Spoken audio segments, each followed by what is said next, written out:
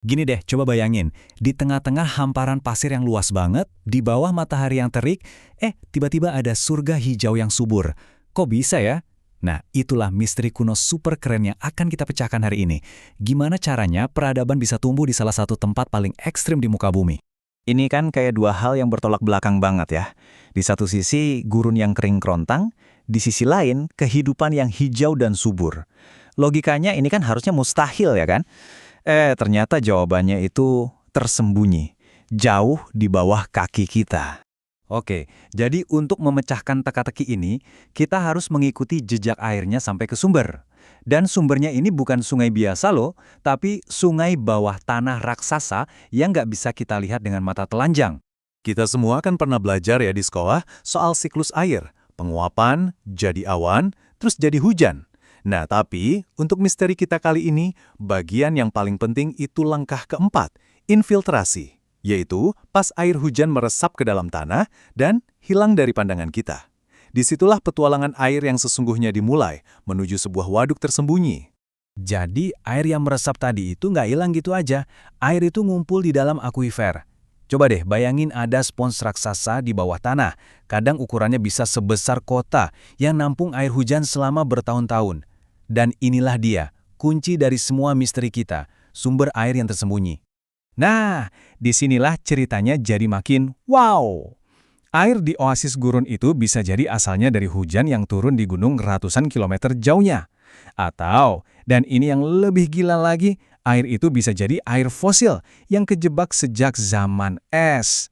Ini kayak warisan cair dari masa lalu planet kita yang jauh lebih basah. Keren banget kan? Oke, jadi kita udah tahu nih, airnya ada di bawah tanah. Itu satu hal, tapi gimana cara ngeluarinnya ke permukaan di tengah gurun tanpa pompa modern? Wah, itu tantangan teknik yang levelnya beda lagi. Dan inilah dia, solusi super genius dari orang-orang zaman dulu. Di Maroko namanya ketara, kalau di Iran kanat. Namanya mungkin beda-beda, tapi idenya brilian banget. Sistem ini nggak maksa air keluar pakai pompa, tapi dengan cerdas mengundang air itu buat ngalir sendiri ke permukaan. Bikinnya ini, wah bukan main-main, ini proyek teknik yang super besar. Jadi pertama, mereka gali sumur induk di kaki gunung, sampai nemu akuifernya. Terus mereka gali sumur-sumur vertikal lain di sepanjang jalur yang udah ditentuin. Terakhir, ini bagian paling susahnya. Mereka ngehubungin dasar semua sumur itu pakai terowongan bawah tanah yang kemiringannya pas banget. Salah ngitung dikit aja, airnya nggak bakal ngalir. Semuanya pure ngandelin gravitasi. Jadi, kenapa sistem ini dibilang jenius banget? Ada 3 alasan utama. Pertama, karena di bawah tanah airnya nggak banyak yang menguap, aman dari panas.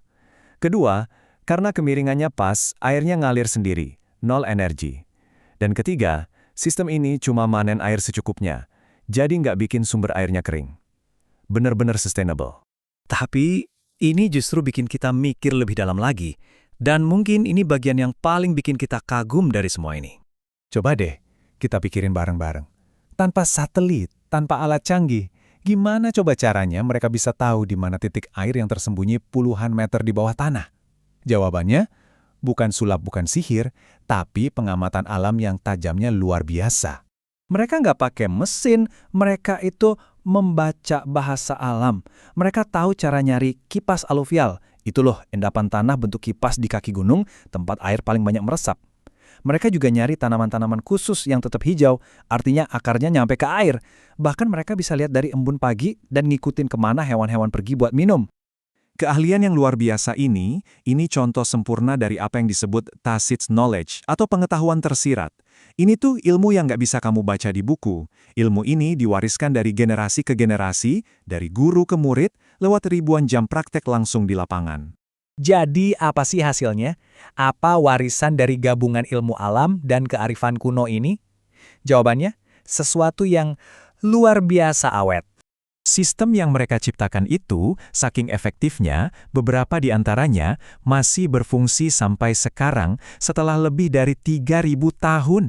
Bayangin, bukan puluhan atau ratusan, tapi ribuan tahun menopang kehidupan. Air ini saking berharganya, penggunaannya itu diatur ketat banget pakai hukum adat. Air yang pertama keluar, yang paling jernih, itu buat minum, masak, sama wudhu. Aliran berikutnya, baru deh buat mandi dan nyuci. Sisanya, yang terakhir, dialirkan buat ngurusin kebun dan ternak. Nggak ada setetes pun yang kebuang sia-sia. Dan air ini bukan cuma buat minum loh. Air ini bikin mereka bisa menciptakan semacam pertanian 3 lantai. Di paling atas ada pohon kurma yang tinggi buat jadi peneduh. Di bawahnya ada pohon-pohon buah.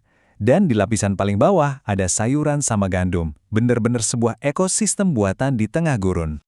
Tapi pertanyaannya, sebagus apa sih kualitas air ini sebenarnya? Ternyata, sains modern punya jawaban yang bikin kita melongo. Hasil tes labnya luar biasa. Ternyata air ini kesaring secara alami oleh bebatuan. pH-nya juga pas banget, sedikit basah, yang katanya bagus buat kesehatan. Mineralnya juga kaya, ada kalsium, ada magnesium. Intinya, alam itu udah bikin pabrik air mineralnya sendiri, jauh sebelum kita kenal air kemasan. Tapi, sayangnya, warisan yang super keren ini sekarang lagi dalam bahaya. Dan ini membawa kita ke poin terakhir yang paling krusial dalam pembahasan kita. Sistemnya sendiri emang luar biasa berkelanjutan, tapi ternyata rentan sama polusi modern. Dulu airnya murni banget, disaring alami sama bebatuan. Nah sekarang, air ini terancam sama pupuk kimia dan limbah pemukiman yang mulai merembes ke tanah, merusak kemurnian yang sudah bertahan ribuan tahun. Nah, jadi ini nih inti dari semua pembahasan kita. Ini bukan sekedar cerita sejarah loh, ini adalah sebuah warisan yang masih hidup, tapi sekarang rapuh banget. Ini memaksa kita buat bertanya, kalau generasi terakhir para ahli ini nanti udah nggak ada, apa sih yang bakal hilang selamanya dari kita?